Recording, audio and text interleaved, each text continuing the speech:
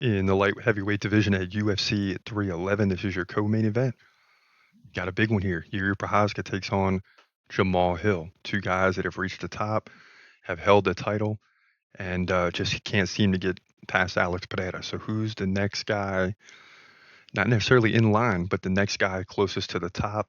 Prochazka 30-5, Jamahal Hill 12-2, and of course Magomed Ankalaev is seemingly ahead of these two, but they've never fought, right?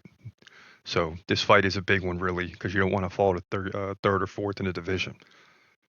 Jamahal Hill stands 1 inch taller, is 6'4". He's 33. Prochazka 32. Both guys in the prime, right? Prochazka 1 inch reach advantage, 80-79. He fights right-handed. Jamahal Hill fights southpaw. Both guys very active. Jiri 5.4 significant strikes per minute. Jamahal Hill 7.2. Neither guy is really looking to go to the ground. I mean, Jiri can go to the ground if necessary. He's done it before, but that's not his MO. He wants to stand and strike. So, takedown defense probably isn't that important in this fight, especially for Jiri. Now he's coming off the loss to Alex Pereira, who dominated him 38-7. In significant strikes on the feet, ended up getting the KO. Prior to that, he did beat Alexander Rakic, who was coming off the injury. That was Jiri's second fight. Jiri ended up getting the TKO in round 2. Prior to that, he lost to Alex Pereira. He was coming off the injury. Both guys have not looked good coming off the injury. Ask Jamahal Hill, Chris Weidman, and Jiri. They just have struggled. So he's lost 2 of the last 3, but to one of the best fighters in the world. Jamahal Hill, 73% takedown defense. That should keep the fight standing. He also lost Alex Pereira by first round KO. It seems like that's the trend in this division. Before that, he beat Glover Teixeira to take the belt.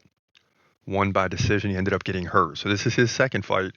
This is Jiri's third fight. Both of them coming off major injuries. So he did beat Glover Teixeira for the belt. Beat Thiago Santos before that. Johnny Walker, Jimmy Crute. 3 of those 4, not Glover, but the other 3 were by KO. And this is a tough one because I know that I got Jiri on the do list. I'm not sure about Jamahal Hill. If he isn't, I need to put him up in there because I just think that Jamahal Hill is going to come in here and get the victory. It doesn't necessarily seem like it, right? Because we're all thinking, well, Jiri just lost to Alex Pereira, but he still beat Alexander Rakic. Jamahal Hill doesn't have quite the resume. He beat Glover Teixeira, an older guy, but that was an impressive win, man. Because if Glover gets a hold of you, even at this age, he's going to be a problem. But Jamahal Hill won that fight. This is his second fight since the injury. Jiri's third, so they're both back, as close to normal as one can be after a major injury. Jamahal Hill is probably a little tougher because it has to deal with his ankle, his feet, the Achilles. But he's back, and he's had a year to train now.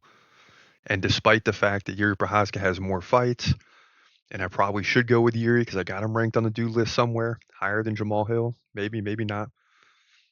But in my opinion, it's a very close fight, and I'm going to lean towards Jamahal Hill. And I actually think Jamahal Hill is going to get the KO in round 3. But this is going to be a back and forth fight. One that listen, they're not fighting for the title, but this is a fight where the guys are going to stand face to face and go at it. And anything can happen. I mean, if you want to say that you think Jiri's going to win, fine. I think Jamahal Hill is going to win, fine.